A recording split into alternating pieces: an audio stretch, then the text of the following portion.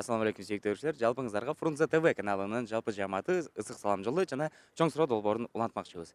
Бүгүн өзгөчө тема таптык. Тактабайда турган болсок, жаштардан канча балалуу болгуңуздар келет деген суроону узатабыз жана жооп алганга аракет кылабыз. Эскерте кете турган болсок, илгери биздин ата-бабаларыбыз, апаларыбыз жок дегенде 6-7 балалуу болушкан экен. Эми тууган уруктардан эле байкап көрсөңүздөр болот. Мисалы, менин атам 11 бир тууган, апам болсо 6 бир тууган болгон экен. Заман өнүккөнү менен биргеликте эмнегедир жаштардын азыр талабы аз болуп баратат жана мен ойлойм азыр сурамжылоонун натыйжасында эң эле көп дегенде бир 5-6 дейишим мүмкүн го дейм да. Жана бир нерсени баса белгилеп коелу, сөзсүз түрдө, себеп дегенде буга чейин булундай чыгарылыш кылып көргөнбүз жана сурасак көп эле Кудай буйруганы, албетте убакыт көрсөтөт деген жоопторду узатканда биз албетте ал жооптор менен макулдашууга да туура келдик, себеп дегенде баары эле туура айтып атышты. Бирок бүгүн башкачараак кылып көрөлү деп атабыз. Суроону таамай беребиз жана таамай алганга аракет кылабыз, себеп дегенде жакшы тилек жарымырс деп коет. Андыктан тилегин берет деген ишеничтебиз. Бүгүн так санын алганга аракет кылабыз. Андыктан каналга катталыңыздар жана лайк басып, комментарий калтырууну унутпаңыздар. Комментарийге дагы өзүңүздөр канча уулдуу, канча кыздуу болгуңуздар келет эле, ошону да жазып койсоңуздар болот. Андан эмесе баштадык.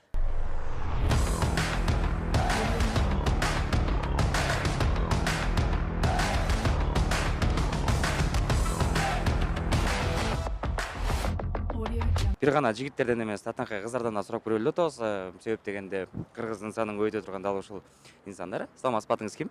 Ализа. Ариза, буйруса канча балалуу болсом жакшы болмок деген оюңуз бар? Менин оюмча 4 же 5 жакшы болот. 4 же 5? Эмне үчүн? Билбейм. Өзүңүз көп үй көп балалуу үй бүлөдө өчүңүз беле? Жок, мындай 4 бир тууган.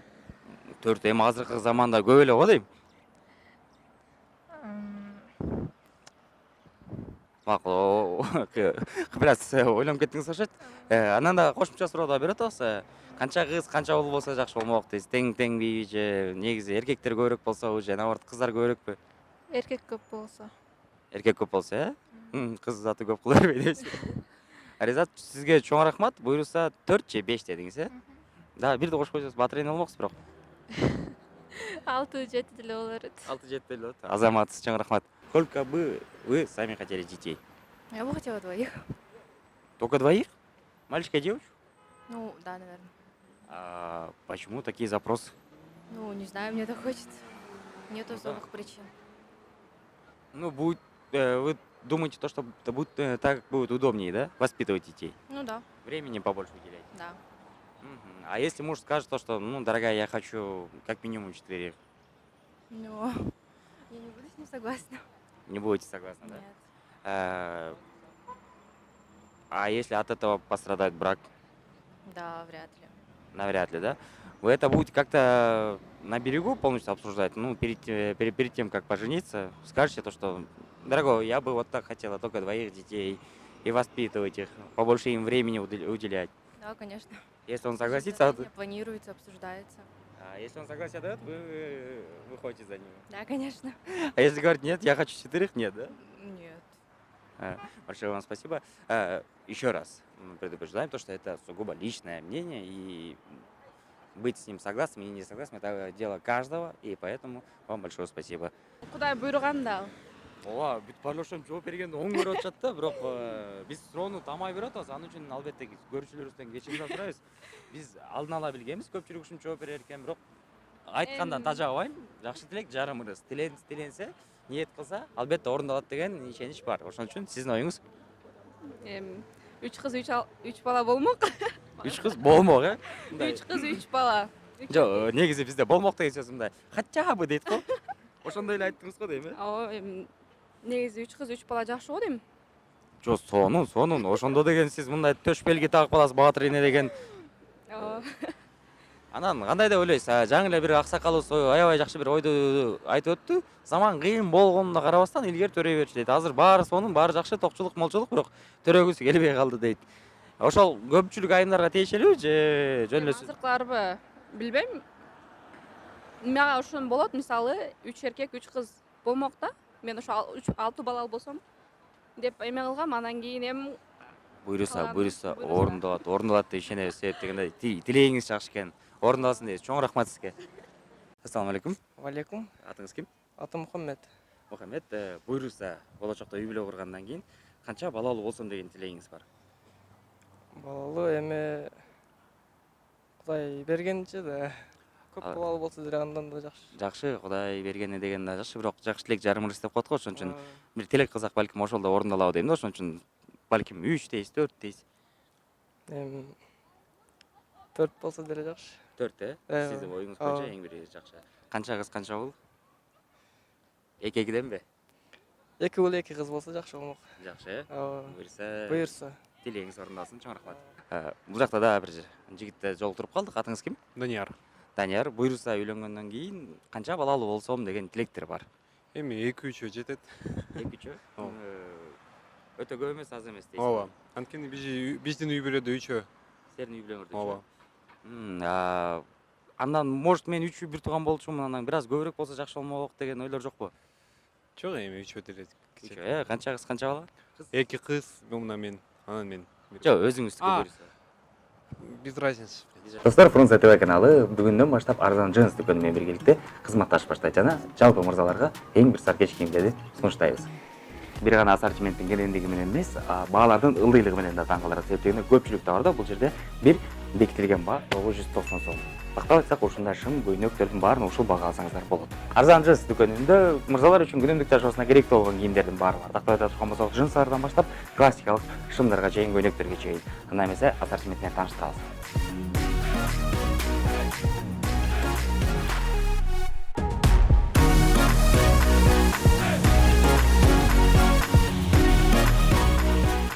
Бир гана кийимдер эмес, бут кийимди алсаңыз болот. Бул жакта тактап айта турган болсок, спорттук бут кийимдерден баштап классикалык бут кийимдерге чейин баардык размерлер бар. Арзан Джинс дүкөнүнүн баардык артыкчылыктарын санап өттүк. Бул албетте эң бир жогорку сапат, эң бир ылдыйкы баалар, базар баасынан да арзан деп айттык. Жана эң бир ыңгайлуу жерде жайгашкандыгы. Чүй Совет көчөлөрүнүн кесилишинде дал ушул дүкөн жайгашкан. Келип көрсөңүздөр болот. Мен ойлойм, баасы сиздерди таң калтырат башкетти. Жана эң башкысы Арзан Джинс дүкөнүнүн Instagram баракчасына катталып коюңуздар, себеби жаңы коллекциялар келгенин биринчи жерден болуп көрөсүздөр. Эң башкысы Фрунзе ТВнин жалпы көрүүчүлөрү, келиңиздер гардеробду бирге ого саркеч кийимдер менен жаңылайлы. Көчөдөн өтүп баратып аябай көздү кубанткан бир кадр көрдүк. Себеп деген мынакей байкебиз, жеңекебиз менен жетелешип келаткан экен. Жакында эле үйлөнгөн окшойсуңар, Ооба, 7 ай болду. 7 ай буюрса биринчи нарестеңерди күтүп атсыңар. Ооба, буюрса. Анан бизде ушул суроолордун жаштарга, анан улуураак байкелерибизге да берип атабыз. Канча балалуу болсо үй бүлө үчүн эң бир сонун. Жеке өзүңүз канча балалуу болгуңуз келет эле? Мен негизи эле кичинекей кезден кыялданып келаткам. 2 кыз, 2 уул болсо депчи, анан эми Кудайдын бергенин көрөбүз да. Бирок көпчүлүк эле ушинтип жооп бергенин туура көрүшөт. Бул четим көрүүчүлөргө да айтып кол, туура жооп Кудайдын буйруганы деп. Бирок жакта сөз бар, жакшы тилек жарым ырыс деп коет. Балким тилесек жараткан берет деген да. Ошон үчүн сиздин оюңуз боюнча 2 кыз, 2 уул болсо сиз бактылуу болмоксуз, сонун болмок. Ооба. Жок, 2 эгиз, анан 1 кыз. 2 эгиз бала, 1 кыз. 2 эгиз бала. Жакшы тилегиңиз бар экен. Буюрса, негизи мындай деп коет го кыргыздарда, эгиздер негизи тукумда болсо төрөлөт деп. Сиздерде барбы? Ооба, апам жагынан бар. Апаңыз жагыңыздан бар. Бир эле жолу ушундай көрүнүш болду эле же көп элеби? Буга чейин да. 2 жолу эле. 2 жолу эгиз төрөшкөн. Ооба. Тай жактан ошондо. Ооба. Жакшы экен, анда буйруса болот деген ишеничтебиз. Балким может 2 эркек, 2 кыз, эгиз кылып туруп 4 кылып койсо болбойбу? Кудай буйрутканы болот деп ойлойм. Жок, биз да ошол эле жоопту көп эле алып атабыз. Эми жакшы тилек жарым ырыс деп баарына эле айтып атабыз. Ошон үчүн тилек кылсаңыз балким болот деген ойдобуз.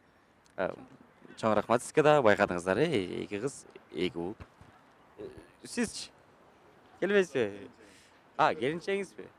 Жаш үй бүлөбү?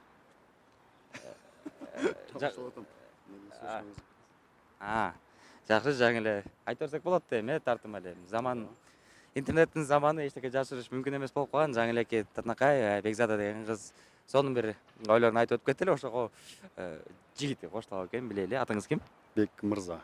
Бек мырза, ошо канча балалуу болгуңуз келет деген кыялыңыз бар? Ниетте 4 бала деп, 2 кыз, 2 уул. 4 бала, 2 кыз, 2 уул. Пландар уже мындай окшош эле келе атат. Бирок жаңы эле Бекзада айтып өтүп кетти. Бизде тукумда ошо эгиздер бар. Буюрса, сиздерде да барбы? Прям жакын туугандарыңыздардан. Ооба. тоже бир эле жолу, эки жолу же көп эле жол болду эле эгиздер Жол төлөп. 3 жол болгон. Эгиздер төлөп. Бар азыр чоңой атышат. Анда буйруса бир 50% ишке ашуу эле болуп калыптыр, эки жакта тең болгон болсо. Анда жаратканым кабыл кылсын, буйруса тилегиңиздерге жетиңиздер жана эртерээк баш кошкула, сонун пара экенсиңер. Азыркы заманда эмес, эми негизи ойлойм көп бала болду болсо жакшы болот. Эми өзүм негизи кыялым, жана жолдошум кыялы эле көп балалуу болуш кыялыбыз да бар да.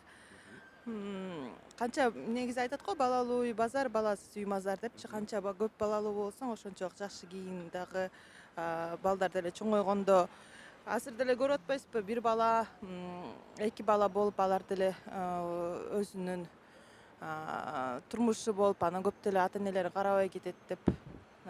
Эми баладын көп балалуу болуш деле эмес, мисалы үчүн эми өзүнүн тарбиясынан деп ойлойм окшойт, туура болот окшойт да. Ушу тарбиядан кандай ата эне кандай тарбия берсе балага, ошо тарбиядан дагы көп нерсе таасир этет. Туура көз караш, бирок мындай болот да. Илгери көпчүлүгү мисалы жок дегенде бир үй бүлөдө 6-7 бала болчу экен. Байкашыбыз боюнча. Анча-мынчалар 13-14 бир туугандар да бар экен. Мисалы мен атам жактан алганда эле 11 бир тууган болушкан экен, мен угулуп таң калам да ар дайым. Өзүбүз болсо азыр 5 бир тууганбыз. Бирок азыркы тапта акырындап келатканда ошо 2-3 болуп баратат да. Сиздердин өзүңүздөрдүн жакшы бир ниетиңиздерде канча уул кыз болсок десеңиз. 3 уул 2 кыз болсок деген кыялыбыз да бар. Буйруса орундалат деген ишенибиз бар. Биз да тилектешпиз. Анан азыркы заманда 6 бала үчүн батыр эне деген аяган берет да. Ооба. Сиз болсо бирөө жетпей калат экен. Буйруса ниетиңиз ишке ашсын, ашып да экен. Тилегибизге жеткирсе батыр эне деле болот окшойбуз. 5тен кем болбосо деп ойлойм. Себеби илгери биздин убагыбызда турмуш оор болгонуна карабастан 10дон 15тен төрөгөн. Азыр эми төрөгүсү келбей калды да. Жаштар бирде экини төрөп шарт мынандай андай дейт. Бирок ар бир төрөлгөн адамдын өзүнүн ырыскысы менен төлөнөт. Туптура. Ошон үчүн канча төрөсө төрө берсин. Элди көбөйгөнү жакшы, Кыргызстан көбөйгөнү жакшы, жаштар көбөйгөнү жакшы, замана жакшы болсо ошону тилейбиз. Сон буйруса орундасын. Атаке, сизге бир суроо берейин. Өзүңүздө канча уул кызыңыз бар? Менде 1 уул, 5 кыз, 20 небере, 16 чебере. Буйруса кабырада көрүп калат экенсиз. Кудай кааласа. Чоң рахмат ата. Бул жакта сонун бир көрүнүш болуп атат. Караңыздарчы, бача жекеге ошо бир сонун кыздар менен жетилешип жекебиз келаткан экен. Саламатсызбы жеке? Саламатчылык. Атыңыз ким? Марта.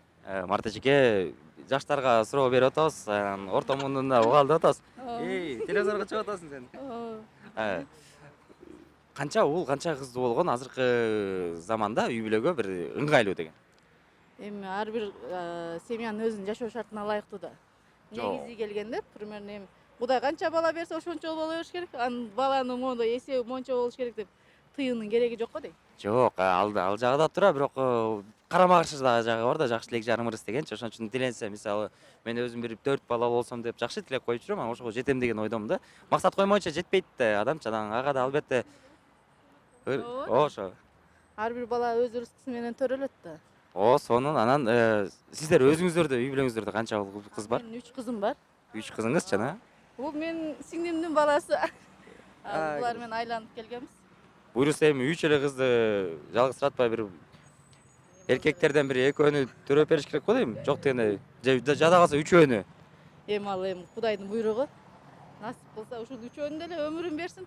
3өөнү өмүрүн берсин, ыйманын берсин. Анан эркек бала дагы балким Кудайдан. Кудайдан, Берерин унутпаса болуп калат. Бербесе ушул жагына өмүр берсин. Сонун. Эң жакшы сөздөрдү айтып өттү. Чоң рахмат Марта жеке. А бул красавчиктин аты ким? Мунун аты Мунарбек. Мунарбек. Сенчи кийин буйруса канча бала болосуң? Чоңоюнчу да аман эсен эр жетейин деп. Колду көрсөт кой да. Чоң рахмат, жакшы сейилдеңиздер, жакшы эс алыңыздар. Именно кыргызской семьи? Нет, именно русских. Русских 3. Самое оптимально 3 детей. 3 детей. Самое оптимально. Которых можно вырастить, выучить, поднять. 3 детей. 3. И вы тоже так Я считаете? так считаю, да. Да, на настоящее время. Да. Раньше, в тяжелое время, и по 5 было детей, и друг другу помогали. Сейчас очень тяжело. Бул жакта татаңа жигит сүйлөшкөн кызы менен кетип аткан экен, буйруса жакында той окшойт, Пока нет. Пока нет, да? Но буюрса болот. Да. Болгон кезде жаш үй бүлө курулганда буюрса канча балалуу болгуңуз келет өзүңүздүн оюңуз боюнча? 3-4. 3-4. Эки кыз, эки бала. Же эркектер көбүрөөк болуш керекпи? 2 кыз, 2 бала. Эки кыз. Сиз өзүңүз Казакстандан келгенсизби? Иә. Биякта жашайсыз? Ооба, жашайм. Постоянно? Да. Сонун. Сүйлөшкөн кызыңыз? Бияктан болот. Кыргыз. Ой, сонун. Татынакай кыздар, балдар болот турбайбы? Өзүңүз канча бир туугансыз? 6. 6 бир тууган. Вот видите, аябым менин 5. Но у меня планка түштү бир аз, 4 балалуу болсом деп. Сиздики сразу что-то 3кө түшүп кетир 6дан. Почему это же классно? Возможно, кому как. Кому как? Ну все, Эльтуран, чоң рахмат. Желаем счастья вам. Саламатсыздарбы? Атыңыз ким? Саламатсыз, Данияр. Данияр, жана? Нагима. Данияр, Нагима. Экөөңүздөр дос элесиңерби же кыз жигитпи же? Кыз жигитпиз. Ой, сонун. Буюрса жакында Кыргызстанда дагы бир жакшы жаш жубайлар пайда болот деген ишеничибиз бар. Жакшы эле бир суроо менен кайрылып атабыз. Канча уул, канча кыздуу болгуңуздар келет? Ниетиңиздерде буюрса. 2 кыз, 2 бала деген ниеттебиз. 2 кыз, 2 бала. Буюрса 2 кыз, 2 бала. Сиз да ушул тилекке кошуласыз. Да, жакшы тилегиңиздер бар экен.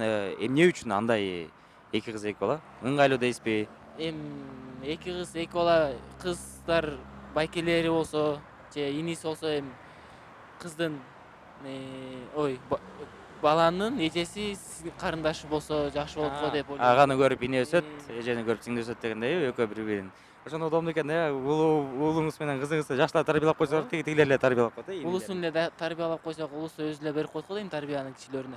Анан көпчүлүгү мындай шартка шылтап көнүп атышат да, мен ошого толук карама каршы оюмду айтып атам. Себеп дегенде илгери мындан да заман начарыраак болуп, Союз кулагандан бери, бирок 90-жылдарда биздин ата-энелерибиз баш кошкондо көп эле балалуу болушкан экен. Мисалы мен 5 бир тууганмын, сизчи?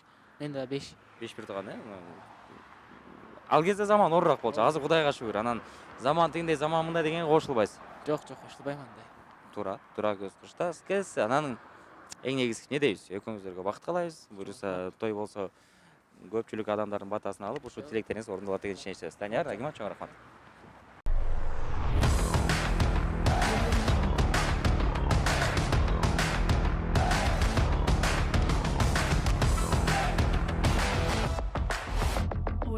Мына көрматтуу көрүүчүлөр, өзүңүздөр байкагандай көпчүлүк үй бүлөлөр 3-4 балалуу болууну кыялданышат экен. Албетте анын баары орундалсын деп тилейбиз. Жана андан да көп болсо дагы буюрса бир гана биз эмес, Кыргызстан үчүн да жакшы болот го деп ойлойм. Ошон үчүн жаштын тилегин берет. Жалпы биздин бул берүүбүзгө катышкан жаштарга терең ыраазычылык, анан биздин көрүүчүлөргө да ыраазычылык. Себеп дегенде ар дайым биздин айтканыбызды орундап жүрөсүздөр. Жана салтка айланып калганда эле бир суранычыбыз бар. Ал албетте каналга катталып коюңуздар жана лайк басып, пикир калтырганда унутпаңыздар. Бул Фрунзе ТВ чоң суроо долбоору болду. Кайсыл бир темада топ көргү, чоң суроо көргүңүздөр келсе, анда түгүнө жазып коюңуздар. Эгерде тема жаккан болсо, албетте тартабыз. Дагы баса белгилеп кетели, көпчүлүк көрүүчүлөргө жакшы бир нерсени айтып коелу. Көпчүлүгү Кудай буйруса деп айтып атышты. Албетте биз ага каршы чыккан жерибиз жок. Болгону гана суроону тамай бергенди туура көрдүк. Себеп дегенде 1000-чи жолу айтып атпыш керекмин, бирок дагы бир жолу айтайын. Жакшы тилек жарым ирис. Ошон үчүн көрүшкөнчө.